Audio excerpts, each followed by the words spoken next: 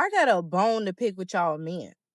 Why is it that y'all like to throw out compliments to women, telling them how beautiful they are and how you like the way they look and blah, blah, blah, blah, blah, but you don't ask for their number? Like, can you tell me why that is? You just want to be nice, throw out a compliment today, or you're scared? Which one is it? We're dodging the bullet before it even leaves the chamber. It's a compliment, not a harassment campaign. We don't have the patience to be labeled a creep just for noticing you. We drop the line and walk away. If you were actually interested, you'd offer more than a cold thank you. But the real trap is getting the number. That's when the invoices start rolling in. Suddenly she's short on rent or her car broke down. Dating Western women isn't a relationship anymore. It's a subscription service with hidden fees.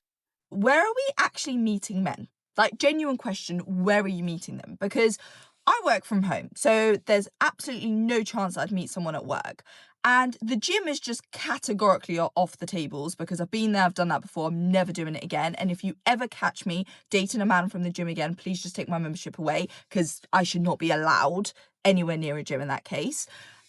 Going to the shops, the state I go into the shops in, I don't even think they should allow me to enter the shops. So it's not like I'm going to magically bump into a man on the street. So where exactly are we meeting men? And please don't say dating websites because I've given them a go before and it just does not work. It really gives me the ick of like meeting up with someone from a dating website. I don't know what it is. It's just like, why am I on this and why are you on this at the same time? Which I know people meet the love of their lives on dating websites. I know and I get it, but I just want to meet him organically. You know, we bump into each other, we fall in love, and I fear that I might just be deluding myself into thinking this is going to happen. Men have officially exited the market. The hassle isn't worth the headache anymore. Social media has poisoned your perception of value, making you think you deserve the world for doing the bare minimum.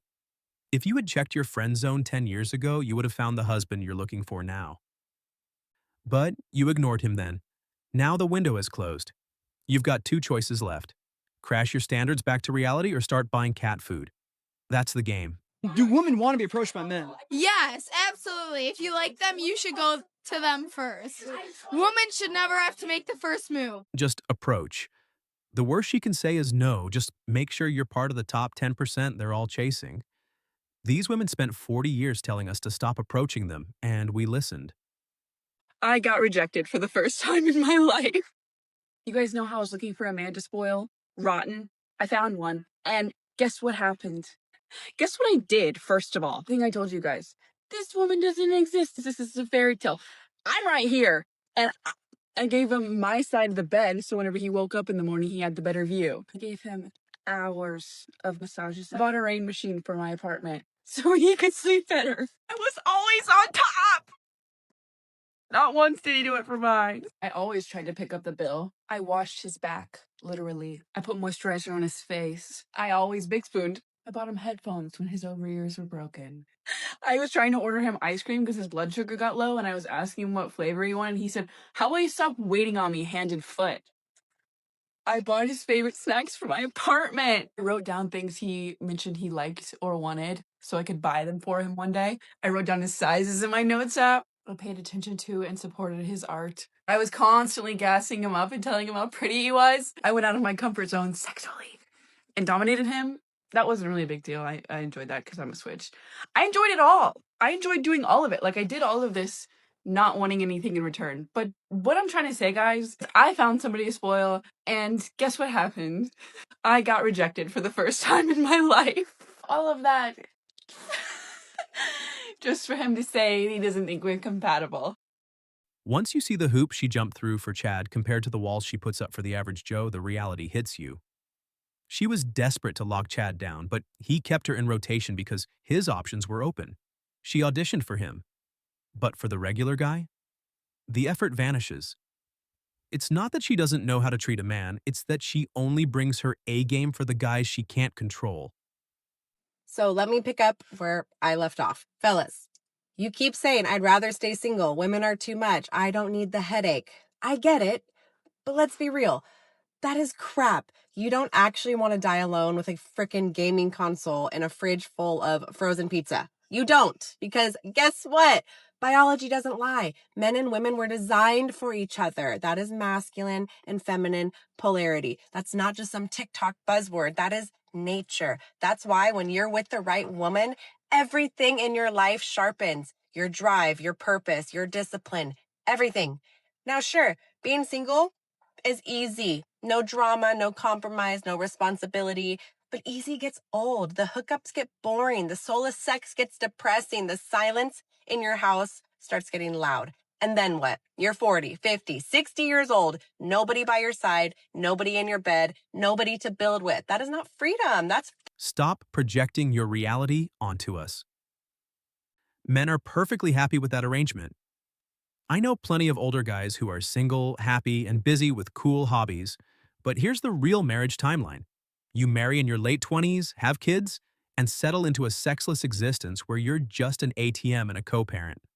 Then comes perimenopause, the infidelity, and years of daily contempt. Finally, you get blessed peace through divorce, but only after you sell the house and split every asset you built. You work until you're 70 and die alone less than 10 years after retiring. That's how it plays out today. If a man asks me within the first hour of matching and talking, like, oh, when am I going to see you? When can I take you out? When are you coming over? Now it's never. Now you will never see me. I don't know why men are so in a rush. So much in a rush to go on that date because I need to vet you first.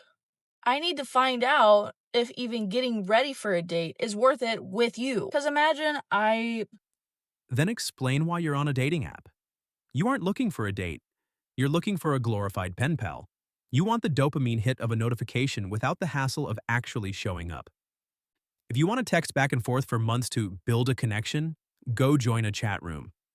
Dating apps are for logistics. Stop holding men hostage in your inbox just because you need validation. I cannot stress to you how many men I have met who thought of themselves as a lost cause or as a bottom of the barrel pick or as just like a loser guy who were objectively awesome guys. You probably just like need a slightly better understanding of women or need like a little more self-confidence. Like I know so many men who have creeped a girl out before and so they're like, "Well, it's because I'm ugly." And I'm like, "That's not how that works. You're actually really good looking, by the way." You just like didn't understand women, so you made a woman uncomfortable, which is really easy to do. It's hard to understand women when our society doesn't show that to you. Our society centers men, and so a lot of men don't really know the first thing about women. Please do not give up because chances are you're probably an awesome guy. You probably have so much potential. You probably have all the right ingredients in you to make you delicious. You just need to like stir yourself a little bit, maybe pop yourself in the oven for a second. The chances of you truly being a lost cause are exceptionally low. In fact, as long as you don't see yourself as a lost cause, you're not a lost cause. Like the only way you'll be a lost cause is if you decided I'm a lost cause and so I'm giving up and I'm never trying. Now remember, trying is hard. Learning is hard. It's a lot easier to sit at home and watch TV than climb a mountain. But one is much more rewarding and makes you feel really good. And it always starts with a single step. If you feel really lost, check out my playlist. I've got videos about what is creepy, understanding women, how to flirt without being creepy, and all kinds of actionable tips. I hope you do it because there's a woman out there who's waiting for you, who's going to think of you as the greatest, who's going to love the heck out of you. Come on, are you really going to leave her hanging? Get going. Start climbing the mountain. So, you mean we have to go this far just to chase a bill? No, thank you.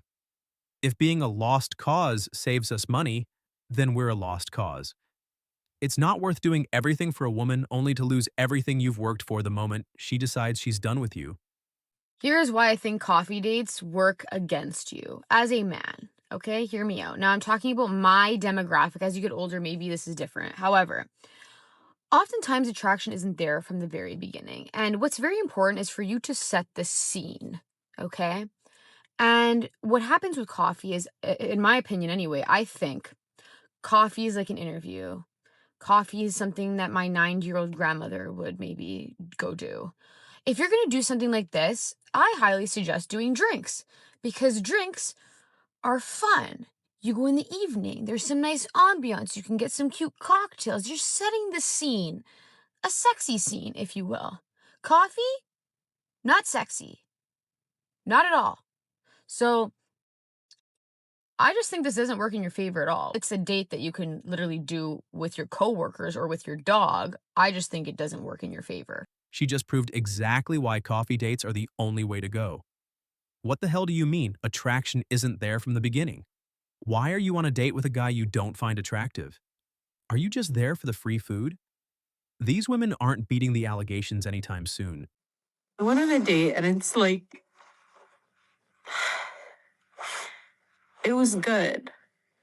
And then yet, like, I'm just tired of, like, I don't know. The bill came. The bill didn't come. He asked for the bill. And in French, he said 2 bills. And then so they came. And I was like, if someone says, I want to take you out, then I want to be taken out, which means to me to pay and whatever. So we did that. I paid and it's fine. And then after I was honest and I just said it, like, I don't know. Cause I said like, yeah, I thought you were going to take me out. And like, to me, that means pay. They only want equality when it suits them.